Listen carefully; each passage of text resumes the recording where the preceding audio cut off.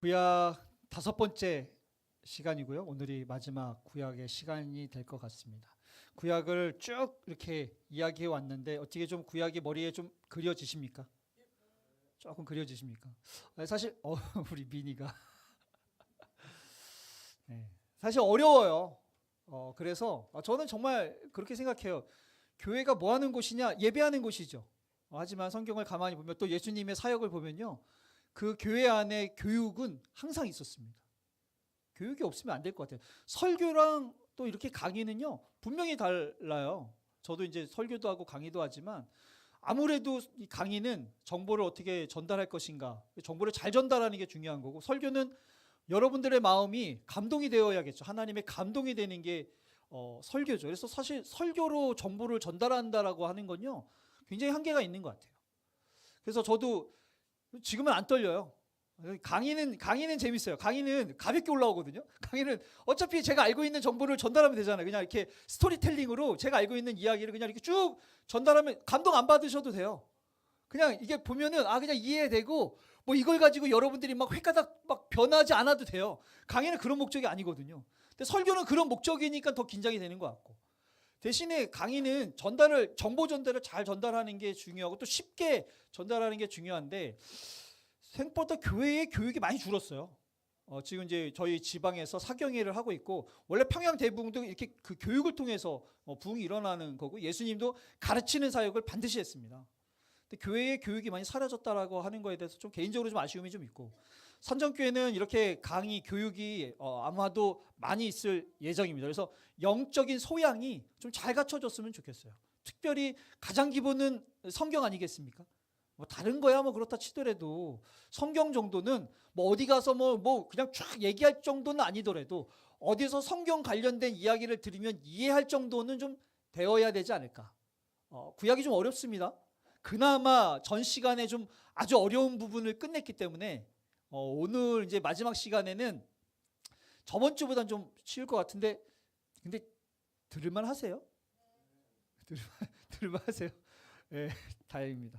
아무튼 간에 최대한 쉽게 해보려고 노력하고 이게 지금 개론적인 거라 아마 이제 이거 끝내고 아마 부흥회가 끝나면 이제 중간 시대 구약과 신약 사이에 도대체 무슨 일이 있었느냐 결코 하나님은 침묵하지 않으셨어요. 거기에 무슨 사건이 있었는지 제가 이제 아마 쭉 얘기할 거고 그 다음에 신약을 우리가 바울이 어떻게 전도 여행을 했고 신약 시대에 어떻게 하나님께서 일하셨는지를 쭉 얘기할 것 같은데 그렇게 끝나면 아마 또 이제 또 기회가 되겠죠. 그러면 디테일하게 이야기를 했으면 좋겠어요. 이 10가지 시대에 진짜 어떤 것들을 우리가 알아야 되는지 가능하다면 아마 우리가 전체적으로 함께 성경을 좀 통독하면서 강의를 들으면서 통독을 하면요 이해가 훨씬 더 좀 쉬워요.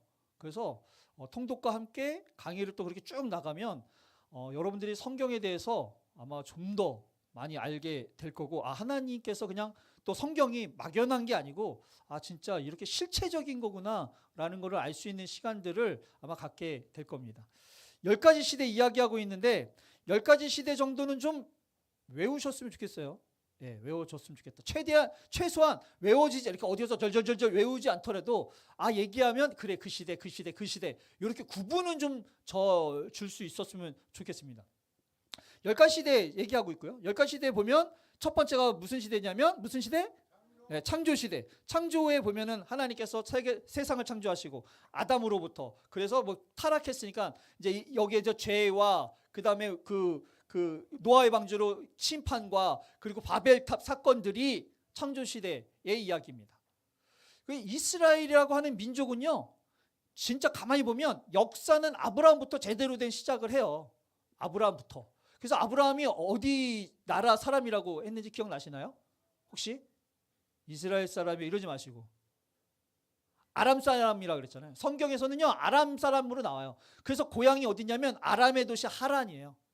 그래서 아브라함이 그 리브가를 구하러 이렇게 찾으러 갈 때 하인을 보내는데 그 하인이 고향으로 가잖아요. 그게 어디예요? 아람 하란이에요. 거기서 데리고 온 여자가 리브가입니다. 그래서 원래 이스라엘 사람들은 아람의 민족의 핏줄이죠. 그래서 고기 창조 시대에 넘어가서 이제 족장 시대에 족장 4명이 나온다 그랬잖아요. 여기서부터 이스라엘의 진짜 역사가 시작된다고 생각하시면 돼요. 그래서 족장 4명이 나오는데 이제 누구죠? 첫 번째? 아브라함 두 번째, 이삭 세 번째, 야곱 네 번째, 요셉. 아우, 우리 김한시 장로님 상 드려야겠네. 감사합니다. 정서봉 권사님이 만지시는 거 사주시겠죠. 자, 이렇게 해서 족장이 4명이 나오는 거죠. 그래서 아브라함, 그의 아들, 토스트로 유명한 이삭. 그래서 이삭이 아들 2명을 낳았는데 누굴 낳았어요? 에서와 야곱을 낳았죠. 근데 하나님께서 태 속에 있을 때 이미 약속해 주셨어요. 야곱에 대해. 그래서 팥죽 한 그릇으로 야곱이 축복을 받죠. 그래서 축복을 받고 외삼촌 누구네 집에 가요? 라반의 집에 가죠. 라반에 가가지고 거기서 살면서 이제 아내 2명을 얻고 2명의 아내가 1명씩 하녀를 데리고 와서 4명의 여자를 통해서 총 몇 명의 아들을 낳았어요? 12명의 아들을 낳죠. 그 중에 형들이 그 동생을 갖다가 애굽에다 팔아가지고 거기서 총리가 된 동생 이름이 뭐예요? 요셉이죠. 이렇게 해서 4명이 그 족장이 되게 되는 겁니다. 거기서 400년을 살아요. 원래 아브라함 때 하나님께서 언제 약속을 주셨어요. 그래서 이제 거기서부터 이렇게 지내면서 그 400년을 사는데 이제 더 이상 못 살겠다라고 기도하니까 하나님께서 부르짖음을 들으시고 그 리더를 세웠죠. 누구? 모세를 세웠죠. 그래서 모세를 통해서 10가지 재앙을 통해 애굽을 나와요. 이게 무슨 시대? 출애굽 시대죠. 거기서 원래는 한 2년 정도면 가나안 땅에 들어갈 수 있었을 것 같아요. 제 생각에는. 왜냐하면 그 시내산에서 뭐 11개월 있고 이렇게 돌아서 그 가데스 바네에서 정탐꾼을 보내는데 거의 한 2년 되거든요.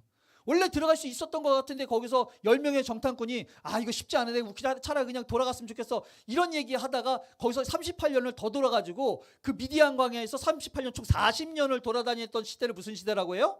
광야 시대라고 하죠. 광야 시대에서 모세가 죽어요. 느보산에서 이렇게 바라보면서 죽으면서 설교를 한 게 그 내용이 뭐냐면 신명기입니다. 신명기를 다 이야기하고 거기서 이제 시체 못 찾았어요. 그 없어지고 여호수아가 이제 리더가 돼가지고 약속의 땅 가나안 땅을 들어가죠. 그래서 가나안 땅에 들어갔는데 전쟁을 총 몇 번 했다고요? 4번을 했죠. 첫 번째 무슨 어디 도시 두 번째 아이성, 세 번째 남쪽 연합, 네 번째 북쪽 연합. 이렇게 해서 4번 전쟁을 해가지고 끝이 납니다. 그래서 이 시대 무슨 시대라고 해요? 정복 시대라고 하죠. 그래서 정복 시대에 거기서 다 그 하나님께서 약속했던 땅을 원래는 그거 다 정복해서 살아야 되는데 그 마지막은 누가 정복했다 그랬어요? 마지막에 토탈 솔로몬이 정복했다 그랬죠. 그래서 여호수아 그때 정복했던 건 어떻게 정복했다 그랬어요? 대충 얼추 이렇게 정복했다 그랬죠. 그죠? 산간지방만. 그래서 거기서 살아야 되는데 원래는 하나님께서 만군의 신이라고 그랬는데 전쟁의 신이었어요. 더 이상 전쟁할 필요가 없어요. 그래서 거기서 농사 짓고 사니까는 바알과 아세라가 유명해졌다고 했잖아요. 그래서 그 죄 짓고 한 대 맞고 기도하고 이러면서 하나님께서 그 문제가 일어날 때마다 당시에 영웅들을 사람들을 이렇게 세워가지고 나라를 구원했는데 이 영웅들을 뭐라고 불러요? 사사라고 불러죠. 그래서 사사시대라고 합니다. 그죠? 그래서 사사시대들이 잘해야 되죠. 잘 못했어요. 처음에는 좋았죠. 뭐 드보라부터 시작해서 기드온부터 뭐 에훗 괜찮아 잘했어요. 근데 마지막에 맨 마지막 사사가 누군지 기억하십니까? 삼손 잘했어요 못했어요? 네. 못했어요. 그래가지고 더 이상 이렇게 해서는 안 되겠다 뿐만 아니라 그것만의 문제는 아니죠. 삼손 문제도 있고 사무엘의 또 자식들의 문제들도 있고 또 주변 국가들에 대한 분위기도 있어서 결국에는 왕이 필요했습니다. 그래서 이스라엘의 왕을 세우기 시작하죠. 첫 번째 왕이 누구예요? 사울 왕이죠. 예, 그래서 시작되는 시대를 무슨 시대라 그래요? 통일왕국 시대라고 그럽니다. 그래서 사울 왕, 그 다음 두 번째 왕이 누구요? 다윗, 세 번째 왕이 솔로몬, 네 번째 왕이 르호보암, 다섯 번째 왕이 있겠죠, 그렇죠? 네, 이렇게 해서 통일왕국 시대가 이렇게 지나가게 됩니다. 그래서 솔로몬까지는 통일왕국 시대라고 하죠. 솔로몬이 잘했어요, 못했어요? 처음에 잘했는데 나중에 못했어요. 어떻게 못했어요? 여자 때문에. 그죠? 여자가 몇 명? 1000명. 부인이 몇 명? 300명. 아우, 김하시 장로님 많이 하시네. 사실 여자만의 문제, 여자도 문제가 있었죠. 왜냐하면 여자들이 우상 하나씩 갖고 와가지고 신상 좀 세워달라 그래서 그 우상 신전들이 엄청나게 세워졌거든요. 뿐만 아니라 그 당시에 원래 하나님께서 도우시고 하나님을 의지해서 나라를 만들어 가야 되는데 솔로몬이 자기 지혜와 방법을 사용해서 나라를 아주 안전하게 만들어냈어요. 여러분, 안전한 거 좋은 거 아닙니다. 안전한 거 좋은 거 아니에요. 솔로몬은 안전하게 만들려고 했죠. 결국에는 그 자신의 지혜로 나라가 망하게 됩니다. 그래서 두 개로 갈라지게 되죠. 그래서 여로보암과 르호보암을 통해서 남과 북이 나눠지게 됩니다. 이걸 무슨 시대라 그래요? 분열왕국 시대라고 하죠. 예, 그래서 분열왕국 시대로 이렇게 쭉 흘러가게 되는데 결국 어느 나라부터 망해요? 북이스라엘부터 망하죠. 어디 나라한테? 미국한테? 어느 나라한테 망해요? 아시리아한테 망해요. 아시리아. 그리고 남유다가 이렇게 혼자 이렇게 진행하고 있다가 이 나라는 어디에 망해요? 바벨론한테 망하죠. 여러분 바벨탑 아시죠? 바벨탑? 네, 바벨론에게 망하는 겁니다. 그래서 바벨론에게 망하게 되는데 이 바벨론이 그냥 나라를 망하게 하지 않고 어떻게 하느냐? 사람들을, 특히 엘리트들을 끌고 가게 돼요. 뭐 우리가 알고 있는 것처럼 에스겔이니 뭐 다니엘이니 뭐 다니엘 세 칙만 있잖아요. 끌고 가게 되죠. 그래서 사람들을 거기서 끌고 간다고 해서 이걸 무슨 시대라 그래요? 포로 시대라고 해요. 그리고 바벨론이 어느 나라한테 망하는지 혹시 아십니까? 페르시아에게 망하죠. 여기서 페르시아한테 망하니까 여기에서 갑자기 고레스가 야 이거 하나님이 하신 것 같아 라고 하면서 이스라엘 백성들은 고향에 돌아가서 성전을 짓고 예배를 드리라고 합니다. 그래서 집으로 돌아가게 한 게 무슨 시대라 그래요?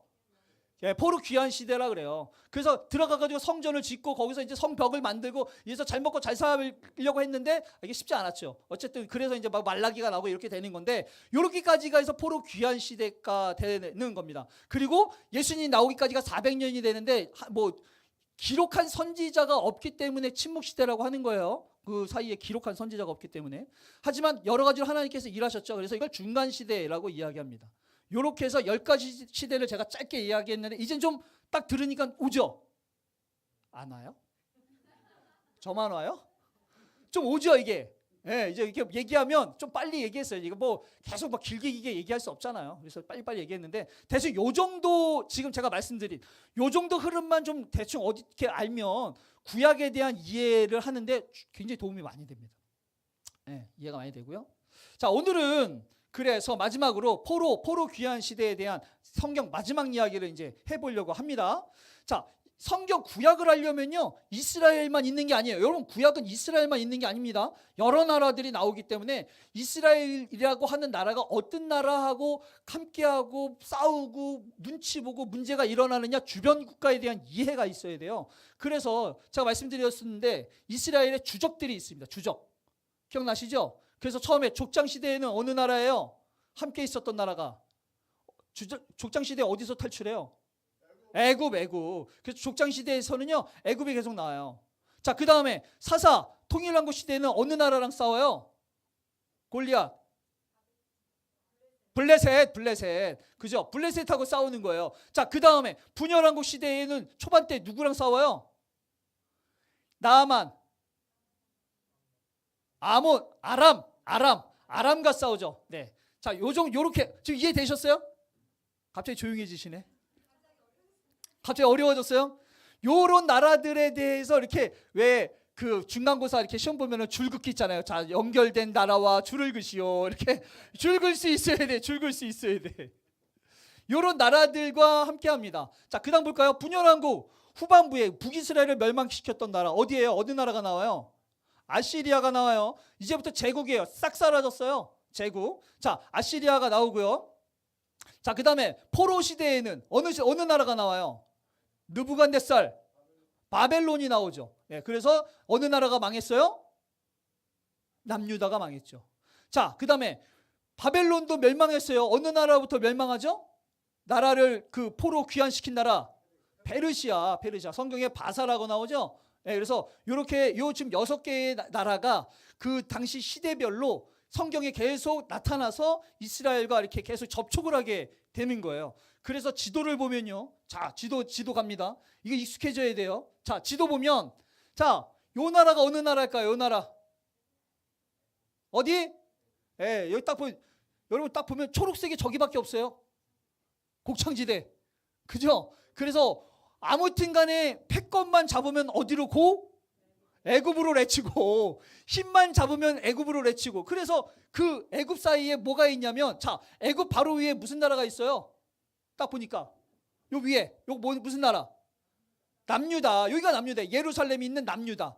자, 그럼 예루살렘이 있는 남유다. 그 위 나라는 요 나라는 뭘까요? 요 나라. 북이스라엘. 수도는 남유다의 수도는 예루살렘. 북이스라엘의 수도는 선한 무슨 인? 사마리아인. 왜? 북이스라엘 수도니까. 그래서 북이스라엘 수도는 사마리아인이에요. 네. 자, 그 다음에 요 나라, 저 하란, 요 나라는 어느 나라일까요? 자, 이게 지금 순서가 이렇게 되는 거. 맨 밑에가 무슨 나라? 애국. 그 다음에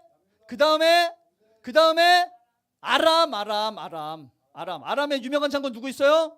나아만. 자, 그러면 아람 위에는 뭐가 있어요? 요 나라는 뭐야? 요 나라 아시리아예요. 아시리아의 수도는 아수르가 아시리아의 수도입니다. 그래서 왜 성경에 보면 아수르도 나오고 뭐 아시리 이렇게 나오는데 아수르는 수도.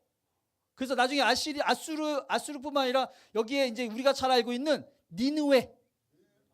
니느웨 누가 갔어요? 선지자 요나가 갔어요. 요나가. 요 아시리아예요. 자, 그다음에 그 밑에는 무슨 나라예요? 바벨론. 그럼 바벨탑이 어디 있었겠어요? 여기 근처에 있었던 거예요. 요거 근처. 자, 이해되셨죠? 자, 그러면은 저 맨 밑에 더 밑에 있어요. 지금 여기 어딜까요? 지금 아직 안 나온 나라 하나 있잖아요. 페르시아. 네, 지금 이렇게 되어 있는 거예요. 그래서 가만히 보면 제가 그 말씀 드렸잖아요. 시대가 뒤로 갈수록 저 뒤에 있는 나라들이 등장하잖아요. 기억나시죠? 네. 자, 그러면 그리스는 어디 있을까요? 그리스, 헬라. 바다 건너 있어요. 바다 건너. 여기는 지금 아시아예요. 아시아. 저 위에 저 지중해 저쪽 저 위쪽 분열 쪽에 써 있는 쪽이 바로 그 그리스입니다. 네. 지도가 이렇게 되어 있는 거예요. 자, 포로 시대에 대한 이야기를 먼저 한번 해볼게요. 포로 시대입니다. 자, 포로 시대에는 먼저 요시야 왕이 나왔어요. 요시야 왕 좋은 왕이죠. 개인적으로 너무 아쉬워요. 저 요시야 얘기할 때마다 제 안에 한이 좀 있어요. 하나님께서 뭔가 기회를 주시려고 했던 것 같은데 성경에 보면요 16살부터 하나님을 찾았어요. 우리 예찬이 몇 살이지? 15. 저 나이에 스스로 하나님을 찾은 거예요. 야, 귀하지 않습니까? 20살에 성전을 제대로 만들어야겠다라고 해서 성전 저기 수리하다가 뭘 찾아요? 두루마리 그 율법책을 찾잖아요.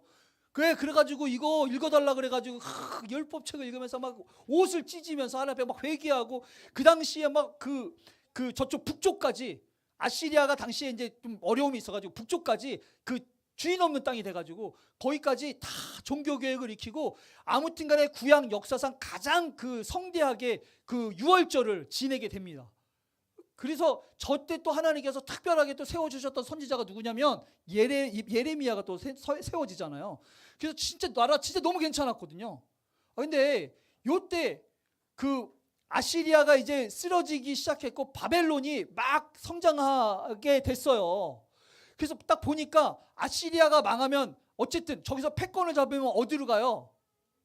애굽으로 가요. 그러면 이 정세를 가만히 지켜보다 원래 잠깐만 이게 지금 아시리아가 망하고 바벨론이 저렇게 돼서 이거 분명히 이거 치면 어디로 오겠다? 애굽으로 오겠다. 야, 안 되겠다. 이거를 일찌감치 가가지고 좀 막아야겠다. 그래서 느고 왕이요 먼저 출동을 합니다. 출동을 하는데 하나님께서 말씀을 해주셨어요. 야, 너 저기 아시리아 도와가지고 바벨론 칠 때 이스라엘 건너가야 되는데 건들지 말고 건너가. 이게 얘기가 됐어요. 잠을 자는데 그 꿈을 딱 꾸고 나니까는 이스라엘은 건들면 안 되겠구나 이런 마음이 있었거든요. 근데 여러분 생각해 보세요. 일본이 만주를 건너가겠다는데 군대를 데리고 지금 우리나라 땅을 건너가겠다는 거 냅둬요 안 냅둬요? 냅둬요? 말도 안 되죠. 그거 어떻게 그렇게 해? 그러니까 지금 요시야가 지금 그런 거예요. 이게 또 워낙 대국인데 그냥 지나가겠냐고. 그래가지고 가만히 있을 수가 없는 거예요. 그래서 몰래 이렇게 가가지고 이렇게 기웃기웃거리니까 느고왕이 나 그냥 그냥 건너만 간다고. 지금 니네는 눈에 어차피 들어오지도 않고 지금 아시리아가 여기서 망하면 일로 쳐들어올 것 같으니 내가 지금 아시리아와 함께 바벨론을 지금 막아야 되거든. 건들지 마. 나 하나님한테 말씀 들었어. 막 이렇게 얘기를 하는 거예요. 그러니까 요시야가 어떻게 해요? 변장을 해요. 변장을. 마음이 안 놔지는 거예요. 그래가지고 결국 변장해서 무기토에서 전쟁해가지고 거기서 죽게 됩니다. 그러면서 나라가 말도 안 되게 쓰러지기 시작하는 거거든요. 그래서 요때가 아시리아는 멸망하기 그러니까 막 그 쇠퇴하기 시작하고 바벨론이 막 급성장하고 있는 시기에 요시야가 이제 요절을 해서 죽게 되는 거죠. 요거를 예레미야가 지켜보게 되는 겁니다. 요때가 아주 복잡하게 돼요. 그래서 요시야에게 아들들이 4명이 있는데 첫 번째 아들은 건들지 않고요. 요시야가 죽었어요. 그러니까 이스라엘 백성들이 원래 이거 안 되겠네. 야, 어쨌든 요시야 왕이 죽었으니까 누군가 왕이 돼야 되니까 여기 보면은 이 4번째 아들을 왕으로 세워놓습니다. 제 생각에는 아마 여러분 하인들이 그 옛날 드라마 보면 하인들이 그 왕 세울 때 어떤 사람을 왕 세워요? 좋은 왕, 부리기 쉬운 왕. 아, 잘하시네. 그렇잖아요. 하인들이 자기네들이 내가 왕 세워놓고 조종하기 원하잖아요. 그러니까 요시야 왕이 딱 죽으니까 어떤 왕 세우고 싶어요? 딱 보니까 부리기 좋은 왕. 그러니까 막내 세우는 거예요. 막내 딱 세워놓고 여기다가 이제 부리려고 했는데 애굽이 거기서 이제 좀 늦었거든요. 전쟁하다가 아시리아랑 해가지고 바벨론이랑 전쟁하다가 어쨌든 져가지고 돌아가는 중에 이스라엘 또 돌아가야 되잖아요. 돌아가는데 이제 넌 누구냐 그랬더니 백성이 세웠습니다. 왜 네가 왕을 해? 이래가지고 이제 얘 제끼고 둘째 아들을 이제 왕으로 세워놓게 되죠. 그래서 둘째 아들이 이제 왕이 되게 되는 겁니다. 그 요때 이제 바벨론이 또 패권을 잡아서 야, 넌 뭐야? 막 이래가지고 바벨론이 얘 포로로 끌고 가는데 포로로 이 둘째 아들을 포로로 끌고 가면서 1차 포로가 되는 거예요. 왕만 끌고 가겠어요? 괜찮은 놈들 다 데리고 가죠. 요때 같이 끌려갔던 사람이 누구예요? 다니엘이 요때 끌려가는 거예요. 자, 이때 끌려가가지고 그 다음에 여호와기는 이제 그 왕으로 세워놓습니다. 바벨론이 또 마음에 안 들었어요. 쳐들어와가지고 야, 너 왜 네가 왕을 해? 이러면서 얘도 끌고 갑니다. 얘랑 끌고 가면서 또 두 번째 포로로 끌려가는 거죠. 요때 함께 끌려간 사람이 누구냐면 에스겔이 요때 2차 포로 때 끌려가게 되는 거예요. 그리고 이제 여기가 이제 아들이었죠. 그 여호와김의 아들이었어요. 그 다음에 이제 그 셋째 아들이었던 시드기야가 마지막 왕이 되면서 여기도 바벨론에게 애굽하고 계속 뭔가 이렇게 쿵짝쿵짝 하다가 바벨론한테 결국에는 아들이 죽고 눈이 뽑혀서 끌려가게 되죠. 3차 포로까지 끌려가게 됩니다. 이렇게 아들들이고요. 복잡해서 이렇게 만들어 봤어요. 자, 요시야가 요 위에 요시야 왕이죠. 아들들이 이렇게 있습니다. 4명이. 부인이 2명을 통해서 아들들을 이렇게 낳았어요. 그래서 딱 보니까 저기 옆에 그 4번 17대 왕이 거기 그 두 번째 요시야 다음에 왕이 됐고요. 그 다음에 둘째가 그 다음 왕, 아들이 그 다음 왕, 그 다음에 삼촌이 마지막 왕. 이렇게 만들어지는데요. 복잡한 거는 나중에 이야기할게요. 지금 나중에 요시야가 죽은 다음에 이렇게 복잡하게 왕들을 했구나. 그래서 짧으면 3개월, 길게는 11년씩 이렇게 왕들을 했습니다. 그러면서 나라가 망했어요. 없어졌습니다. 자, 나라가 망한 다음에 이제 선지자들이 해야 될 일들이 있었는데 이때 상황을 보면 야, 국가가 멸망했어요. 국가가 사라졌어. 성전이 부서져서 성전도 없어요. 끝난 거예요. 그랬더니 사람들의 마음이 완전 절망스럽겠죠? 이때 예레미야를 통해서 하나님께서 말씀을 전한 게 뭐냐면 이건 재앙이 아니라 평안이라. 기억나세요? 재앙이 아니라 평안이라. 이런 이야기했죠. 그래서 나라가 망했지만 나라가 망한 것에 대해서 절망하고 포기하게 하는 게 아니라 그래도 여전히 하나님께서는 다시 세울 것이다 라고 하는 비전들을 그 당시에 선지자들을 통해서 이야기했습니다. 그래서 이스라엘의 미래에 대해서 아주 심각한 상황이 된 거예요. 다윗 이후로 정말 말도 안 되는 상황이 벌어졌으니까. 그래서 이때 막연하고 잘못됐던 소망들 있죠. 거짓 선지자들이 애굽을 통해서 우리는 독립할 겁니다. 끌려가면서도 2년 있으면 돌아올 겁니다. 막 이런 막연한 소망들이 계속 있었어요. 그런 거 다 아니라고. 그렇지 않다고. 몇 년 걸려요? 2년이 아니고 몇 년? 70년. 그 임박한 재난이 여호와께서 하나님께서 하신 거야. 하나님께서 하셨으니까 또 누가 회복시키시면 돼요? 하나님께서. 사람들에게 그렇게 희망을 주는 거죠. 그래서 신앙이 사람들이 야, 이거 하나님께서 결국 이렇게 만들었는데 하나님이 있다 없다 막 이렇게 하면서 무너지는 것들에 대해서 이제 조심하게 만드는 작업들. 그래서 여러분, 신앙은요, 기도하는 사람들은요 반드시 위기 때 희망을 봅니다. 위기 때 뭘 본다고요? 희망. 위기 때 같이 흔들거리면 안 돼요. 당시에 기도하는 사람들 선지자들이 그 일들을 한 거예요. 나라가 망해서 성전이 부서져서 다 포로로 끌려가고 있는데 희망을 이야기하는 거예요. 예, 이게 선지자들 기도하는 사람들이 하는 일입니다. 그래서 이때가 이전에는 형식적인 신앙의 모습이 아주 만연했어요.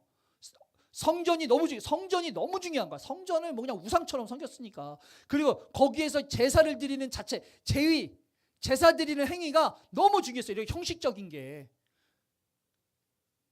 근데 더 이상 중요해요, 안 중요해요? 아니, 있어야 중요하지. 성전도 없지, 제사 드릴 수도 없지. 그러니까 어떻게 해요? 이제는 내면이 중요하게 된 거예요. 내면이. 그래서 내적 부흥, 내적 회복, 진짜 하나님 앞에 마음의 중심, 이게 중요하게 돼버린 거죠. 그래서 이때부터 이스라엘의 진짜 신앙이 만들어지기 시작합니다. 이때부터. 자, 그래서 포로기에도 결국에는 여호와를 찾으면 어떻게 된다고요? 만난다고. 이스라엘을 통해서 이야기한 거잖아요. 이렇게 계속 얘기되어진 거예요. 예레미야를 통해서도 이야기한 거예요. 어쨌든 이럼에도 불구하고 찾으면 만난다고. 그래서 영적인 부흥, 영적인 미래를 계속 준비하게 하죠. 네. 그래서 선지자들이 이때 계속 활동을 하는 겁니다. 누가 활동했습니까? 예레미야가 계속 활동을 해왔습니다. 그래서 예레미야를 통해서 말씀 선포를 계속 하고요. 특별히 애굽이 아니라 바벨론에게 좀 잘해라. 그 얘기했잖아요. 저희들이. 아니, 우리가 일제시대면 어디한테 잘하라고 얘기하는 거예요? 네. 제가 그랬잖아요. 제가 여러분들한테 일제시대야 지금이. 여러분 일본한테 잘하세요. 라고 하면 여러분 어떻게 하신다고요? 신고한다고. 여기 718 있어요. 잡아가세요. 이럴 거 아니에요. 이게 예레미야라 그랬잖아요. 그죠? 예레미야라고. 왜냐하면 여러분 애굽은 아주 온건파예요. 아주 온건한. 왜냐하면 배가 부르니까 굳이 괴롭힐 필요가 없어요. 애굽은요. 어쨌든 저 동네에서 패권만 잡으면 바리케이트가 필요한 거지. 뭐 우리가 지배할 국가가 필요한 게 아니에요. 잘 먹고 잘 사는데. 근데 다른 나라는 다르죠. 특히 저쪽 메소포타미아 쪽에 있는 나라들, 아시리아, 바벨론 이 나라들은요 아주 잔인했어요. 나중에 이제 보여드릴게요. 히스기야 때 어떻게 했냐면 항복하라고. 애들이 예루살렘 산 높다 그랬잖아요. 거기다 성 깔아놓으면요 못 들어가. 그러니까 고생 안 하고 그냥 거기다가 그 포위 해놓고 그냥 먹고 자고 노는 거야. 그냥 쟤네들 배고프면 문 열겠지 이러면서. 그 이왕이면 빨리 문 열었으면 좋겠잖아요. 그럼 어떻게 하느냐? 공포심을 주는 거예요. 어떻게? 사람들 잔인하게 죽여가지고. 그래서 사네립 이때 랍사게 장군 사네립 이런 얘기 나오거든요. 이사야 때 그 히스기야 왕 때. 이때 어떻게 했냐면 실제로 역사가 나와 있어요. 사람들 그냥 꼬챙이다 다 꽂아가지고요 길거리에다 깔아놨어요. 나중에 보여드릴게. 그러니까 그거 보면은 무서워가지고 항복하라고. 메소포타미아 쪽은 그랬어요. 아시리아, 바벨론도요. 느부갓네살이 굉장히 잔인했어요. 그래서 왜냐하면 잔인해서 항복하면 안 싸워도 되잖아요. 이게 저쪽 나라의 문화였어요. 문화. 얼마나 잔인해요. 근데 애굽은요 그렇지 않아요. 잘 지내요. 그러니까 이왕이면 누구랑 합쳐서 누구로부터 독립하는 게 좋겠어요. 당연히 애굽이랑 합쳐가지고 저게 독립하고 애굽은 적당하게 비유 맞춰주면 되거든요. 쟤네들을 싹 다 잡아 죽이려고 하니까.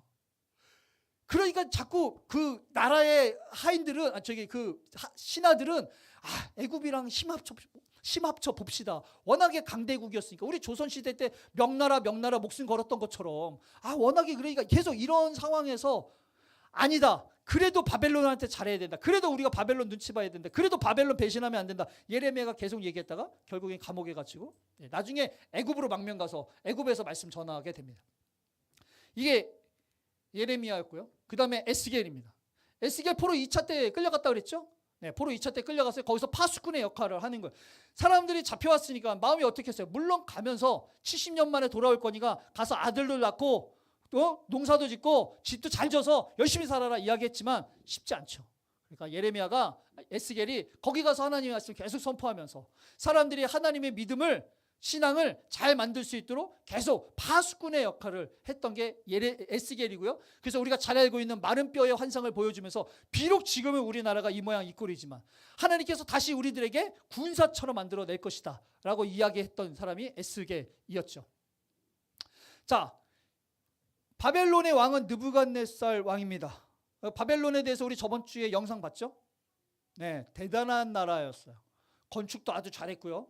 뭐 거기서 이야기하는 뭐 공중정원이든 또 바벨 그 성 자체가 워낙에 튼튼했었어요. 이런 것들 너무나 잘 만들었었던 때가 느부갓네살 왕이고요. 우리가 알고 있는 거는 그 친구들의 풀불무 사건.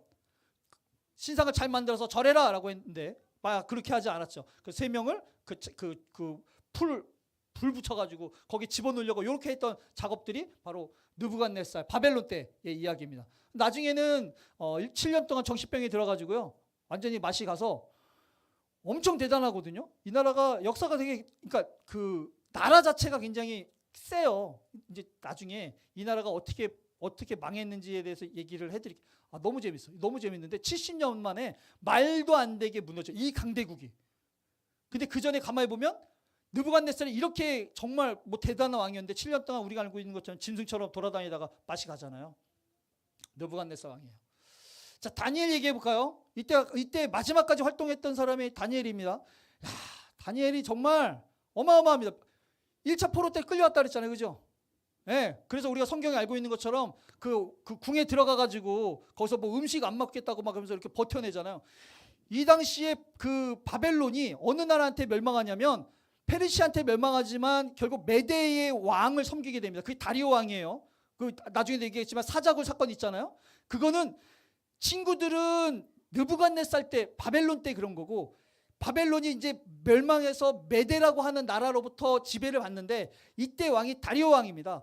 이때 그 사자굴에 다니엘이 갇히게 되는 거예요. 나라가 바뀌었어요. 여러분, 나라가 아니고 왕이 바뀌어도 그 충신들은 다 하죠. 대통령이 바뀌어도 다 뭐가지 날아가잖아요. 옛날에 왕이 바뀌면 그 충신들은, 왜냐면 이게 무슨 일을 벌일지 모르니까 일단 싹을 잘라요. 맞아요, 안 맞아요? 네, 싹을 잘라요. 근데 다니엘이 그런 사람이거든요. 근데 왕이 바뀐 게 아니고 나라가 바뀌었는데도 메대에서 다리오 왕을 너무 잘 섬기니까 그 주변의 신하들이 질투해가지고 결국 사자굴 사건이 일어난 거잖아요. 그죠? 근데 이 메대가 어느 나라로부터 결국에 끝이 나냐면 바사 페르시아로부터 끝이 나요. 근데 성경에 보니까 페르시아의 첫 번째 왕이 고레스 왕인데 고레스 왕 옆에도 있었대요. 그래서 추정해 보면 고레스라는 이름이 이사야서에도 나옵니다. 내 목자라고 하면서 고레스 이렇게 정확하게 나와요. 이사야에. 다니엘이 당연히 알고 있었겠죠. 고레스라고 하는 목자가 나타나서 우리 민족을 구해줄 거니, 뭐 이렇게 나와요. 이사야에. 다니엘 알고 있었겠죠. 또 예레미야가 70년 만에 그렇게 될 거라는 거 알고 있었겠죠. 그리고 지금 바벨론에 끌려가서 거기서 버텨냈다가 메대에서도 신뢰를 받으면서 버텨냈는데 나라가 바뀌어서 다시 페르시아까지 다니엘이 살아가지고 왕 옆에 있었으니 고레스에게 얘기했겠어요, 안 했겠어요? 왕이시여, 이사야가요 벌써 예언 다 했어요. 근데 이사야가요 왕으로부터 우리 민족을 이렇게 구해낼 거라는 예언이 여기 있네요. 근데 예레미야가 2차 조차해가지고 다 지금 우리가 돌아갈 거라고 예언이 돼 있는데 왕 어떻게 하실 겁니까?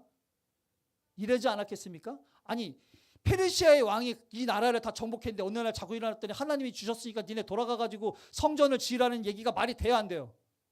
안 되죠. 근데 다니엘이 지금 이 모든 것들을 옆에서 고레스 옆에 이거 다 얘기했다고 하면 말이 돼야 안 돼요? 되죠? 네, 돼요. 고레스 왕이요 슬로건이 이거였어요. 나는 관대하다. 관대하다. 그 굉장히 존중하는 왕이었어요. 그래서 실제로 나중에 알렉산더 왕이 고레스가 자기의 롤모델이라고 이야기할 만큼 자기가 정복한 나라에 대해서는 아주 존중하면서 지냈거든요. 그러니까 고레스가 보낼 수 있었던 거고, 이것을 결정적인 역할을 했던 게 누구라고요? 다니엘이라고. 다니엘이 대단한 사람이에요. 자, 바벨론 멸망했어요. 바벨론이 말도 안 되게 멸망합니다. 나중에 이 멸망된 사건들은 제가 재밌게 얘기해 줄게요. 어쨌든 2차 전차에서 70년 만에 멸망했어요. 멸망하고, 자, 그 다음에 마지막 나라가 어디냐면 페르시아입니다. 페르시아의 첫 번째 왕이 누구라고요? 고레스. 네, 나는 관대하다 고레스입니다. 고레스가 왕이 됐어요. 고레스는요 원래 페르시아는 작은 나라였습니다. 아까 지도에 보면은 없는 데다 동그라미 했잖아요. 그죠? 왜냐면 베이지도 않아요. 페르시아는. 그렇게 큰 나라가 아니었어요. 거기 위에 메데라고 하는 나라가 원래 더 컸어요. 성경은 메데바사 이렇게 나오거든요. 메데바사. 메데가 앞에 있는데 메데가 더 큰 나라였어요. 그래서 이거 고레스의 일화도 되게 재밌는데 나중에 자세하게 설명드리겠습니다. 메데의 왕이 있어요. 메데의 왕이 있는데 페르시아를 이렇게 데리고 있는 거예요. 그러니까 옛날에 명나라가 우리 조선 데리고 있듯이 메데가 페르시아를 데리고 있는 거예요. 그래가지고 이제 얘네들하고 이제 좀 거시기 하니까 이 페르시아의 왕과 메데의 그 왕의 딸 공주를 결혼시켰습니다. 결혼시켜서 난 아들이 누구냐면 고레스예요. 아버지가 페르시아니까는 페르시아에서 지내게 돼 있는 거죠. 그러다가 이제 2차 저차 여러 가지 일들이 벌어져서 여기 나왔네. 그렇게 자식을 낳았어요. 시간이 조금 있으니까 지금 거의 다 끝났어요. 거의 다 끝났어요. 이거 잠깐 설명할게요. 재밌어요. 이게 기록에 나와 있는 거예요. 이게 성경에 나와 있는 게 아니고 이게 세계사 그런 고고학 쪽에 발견된 자료들부터 나온 건데 무슨 얘기냐면 메데에 왕이 있는데 딸하고 페르시아 왕하고 결혼시켜서 난 게 고레스거든요. 어느 날 메데의 왕이 자고 있는데 꿈을 꿨어요. 무슨 꿈을 꿨냐면 그 고레스를 난 그 자기 딸이 오줌을 쌌는데 오줌이 점점 늘어나더니 그게 페르시아뿐만 아니라 메데까지 다 잠기는 거예요. 오줌으로. 그 가만히 생각했는데 이게 뭐지라고 생각했는데 야 이거 아무래도 심상치 않다. 자기 딸이 난 그 아들이 뭔가 문제를 일으킬 것 같다라고 해서 걔를 죽이려고 합니다. 걔가 누구냐면 고레스예요. 그래서 얘를 신하한테 야 지금 내가 아무래도 불안하니까 손주죠. 외손주 고레스를 죽여라고 얘기했어요. 그래서 신하가 알겠습니다. 그래서 그 고레스를 안고 죽이려고 했는데 애기니까 죽이고 싶어요? 안 죽이고 싶어요? 안 죽이고 싶죠. 그래서 얘를 죽이려고 하다가 얘를 시골에 자기가 이제 알고 있는 시골의 어떤 사람들한테 맡겨요. 이거 거시기한데 얘 좀 키워주셔. 얘를 죽였다고 할 테니까. 이러고 맡겨놓고 이제 간 거예요. 그리고 고레스는 남의 집에서 이렇게 자란 거죠. 그러다가 이제 무슨 일이 벌어져가지고 걸렸어요. 걸리게 돼서 고레스가 내가 왕이었어? 이러면서 고레스가 이제 점점 뭐 성장하게 되고 아까 그 맡겼던 그 왕을 통해서 무슨 사건이 벌어지는데 그 신하로부터 도움을 받아서 결국에는 작은 페르시아가 그 신하로부터 도움을 받아가지고 메데를 정복하게 되는 일이 벌어지게 됩니다. 그래서 고레스가요 사실은 정말 원래 죽을 뻔했던 사람이었고 절대로 메데를 정복할 수 없었던 사람이었고 절대 세계사에서 이렇게 나올 수 없었던 사람인데도 불구하고 정말 말도 안 되는 일들이 계속 겹 일어나면서 그 페르시아뿐만 아니라 메데까지 정복하게 됐고 그 강력했던 바벨론까지 정복을 하면서 결국에 어디까지 가느냐? 애국까지 가게 되는 거예요. 그러니까 야 이거 내 힘으로 된 것 같지 않은데? 이게 지금 가만히 보니까 뭔가 누군가가 도와주지 않으면 이게 가능하겠어? 뭘까? 이랬는데 나중에 다니엘이 싸바 얘기하니까 감동이 돼서 했을 것이다. 네, 제 얘기예요. 네, 그건 제 얘기고 이 지금의 이야기는 실제로 있는 겁니다. 제가 나중에 더 자세하게 설명해 드릴게요. 이래서 고레스가 정말 말도 안 되게 페르시아의 왕으로 메데까지 정복해서 바벨론까지 정복해서 저 뒤에까지 다 정복하는 왕으로 어마어마한 왕으로 고레스 대왕이 되게 되는 거죠. 자, 에스라 이제 이때 활동했던 사람이 에스라, 에스더, 느헤미야. 이제 성경에 보면 이제 역사서라고 하는데 맨 마지막에 이 세 책이 있죠. 이때가 이제 그 포로 귀환 시대 때의 이야기입니다. 페르시아는 이렇게 역사를 물론 더 길어요. 쭉 길고 아까 말씀드린 것처럼 알렉산더로부터 이제 결국에는 없어지게 되는데 그때까지는 더 깁니다. 요때가 이제 저 위에가 맨 위에가 고레스로부터 이제 역사가 이제 시작되게 되고요. 저때 성전이 시작되죠. 그리고 그 밑에에서 성전이 중단됩니다. 그 왜 방해했잖아요. 그 사마리아 사람들이 얘네들 아무래도 이상하고 이거 성전 지으면 구테타 일으킬 거 거시기 하니까 이거 막는 게 어떻겠습니까? 라고 해서 그 밑에 왕이 야 성전 중단해 이렇게 이야기하게 되게 되는 거죠. 그리고 이제 다리오 1세 요 다리오가 넘어갈게요. 다리오 1세 요때 이제 다시 그 학개와 스가랴가 아니 언제까지 그럴 거야? 막 이렇게 이야기하면서 그 다시 고레스가 성전 지으라고 했다고 자료를 좀 찾아보라고 이래서 그거를 딱 이 책을 야 이거 진짜야? 야 좀 한번 뒤져봐. 그때 진짜 고레스가 성전을 짓게 했다라는 걸 발견해서 다시 성전 지어라고 한 게 요 다리오 왕입니다. 그래서 성전을 다시 짓게 되죠. 자, 그 다음에 이 밑에가 누구냐면 저 아하수에로가 그 누구 남편이에요? 에스더 남편이죠. 네, 에스더 남편이에요. 그 요때 에스더 남편인데 좀 이따 이야기하겠지만 요때 그 모르드게라고 하는 사람이 아주 정권을 잡게 돼요. 정권을. 그 유대 사람인데도 불구하고 왜냐하면 왕비가 누구예요? 이스라엘 사람이잖아요. 그럼 가능해요? 안 가능해요? 가능하죠. 이게 아무 생각 없으니까는 별 볼 그 감동도 안 받는데 여러분 느헤미야가 왕의 포도주를 따른다는 건 엄청난 거예요. 아, 그거 아무나 하는 게 아니라고. 근데 우리는 아무 생각 없이 감동 없이 읽잖아요. 그죠? 감동 받아요? 와, 대박. 아니, 유대인이 어떻게 왕의 포도주를 따라 막 이러잖아요. 이게 불가능한 일이라고 원래. 근데 그 밑에 보면 그 아닥사스다가 누구의 아들이냐면 에스더가 키운 아들이에요. 원래는 이제 갑자기 이름이 생각이 안 나네. 그 누구예요? 그 폐위당한 부인 와스디의 아들인데 와스디가 폐위당했고 그러면 누가 키웠냐면 에스더가 키웠겠죠. 에스더가 키워가지고 유대인들에 대한 마음은 당연히 좋았겠지. 그러니까 느헤미야가 거기서 술 관원장으로 있기에 괜찮은 거죠. 그러니까 포로 그 귀환을 또 시켜서 느헤미야가 정말 그렇게 예루살렘 성을 완공시키는데 아주 도움을 많이 줄 수 있었던 거예요. 이런 얘기들이 정말 하나님께서 정말 여기서도 그렇게 에스더를 통해서 모르드게를 통해서 또 느헤미야를 통해서 하나님의 역사가 정말 강권적으로 이루어지게 되면서 이스라엘이 그 재건하는 데 큰 힘을 받게 됩니다. 자, 에스라입니다. 아까도 말씀드렸지만 에스겔이 포로로 가서 파수꾼의 역할을 했어요. 계속 말씀 전했죠. 그리고 거기서 사람들이 이제 성전이 없으니까 그 안에서 뭘 했느냐? 이제 기록을 하기 시작해요. 예전에는 제사만 드리면 됐거든요. 이제는 제사 드리는 것만으로 안 되니까 이젠 진짜 우리들이 신앙을 만들어가고 지켜가자라고 하면서 다양한 것들을 정리하기 시작합니다. 그 중에 하나가 에스라가 이제 많은 일들을 하게 됐고요. 그래서 역대 상하를 에스라가 기록한 걸로 추정하고 있습니다.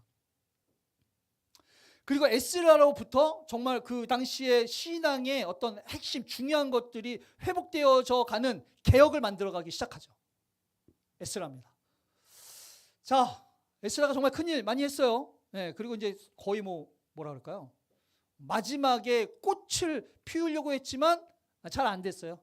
그래가지고 구약의 마지막 선지자가 누구예요? 말라기. 이게 잘 안 돼가지고 결국 말라기가 다시 나오게 된 거긴 하죠. 네, 에스라입니다. 자, 그다음에 에스더예요. 에스더. 우리가 잘 알고 있는 사람이죠. 사실 성경에 보면 신앙적 이야기가 그렇게 많지는 않아요. 그런데 어찌에 되었든 당시에 페르시아에서 이스라엘이 몰살당할 수 있었음에도 불구하고 모르드게의 기계 때문에 또 에스더의 그런 어떻게 보면 정말 그 순종 때문에 놀라운 그 하나님의 도우심을 경험했고 불임절이라고 하는 이스라엘의 또 다른 절기가 만들어지게 됩니다. 그래서 나중에 이제 불임절에 대해서 또 설명하겠지만 지금도 불임절은 축제처럼 지금도 지내고 있어요. 불임절. 그게 이제 요 에스더 때 나왔던 거고요. 요게 영화로 나왔어요. 요 시대 때. 요 에스더 시대 때가 워낙에 유명한 때였고 세계사적으로도 굉장히 유명한 때였어요. 그래서 이 영화로 나온 게 뭐냐? 여러분들이 잘 알고 있는 300영화 아시죠? 그리고 세계 3대 해전, 살라미 해전 이런 얘기가 나오는데 요때 영화로 나왔고 에스더의 남편 얼굴 보여드릴까요? 에스더의 남편이 나옵니다. 에스더의 남편이 우리가 볼 때는 미남으로 이렇게 잘생긴 것처럼 보이지만 영화에서는 이렇게 표현됐어요. 자, 에스더 남편이에요. 에스더가 이런 남자랑 살았다고 합니다. 저 보이시죠? 옛날 300영화에 보면은 300영화 보셨나요? 네, 이 남자 나오잖아요, 그죠? 네, 맞아요. 그 남자가 사실은 에스더 남편이었어요. 아주 그냥 괴물처럼 생겼었던. 근데 그렇게 표현을 했죠. 왜냐하면 페르시아가 정말 대단한 나라였거든요. 정말 대단한 나라였어요. 그러니까 왕도 약간 저렇게 기괴하게 표현을 했고 그 기괴한 거는 이상한 게 아니라 정말 권력이 어마어마했다라는 것을 저렇게 보여줬던 거고 요때 부인이 에스더였다라는 거. 우리가 몰라서 그렇지만.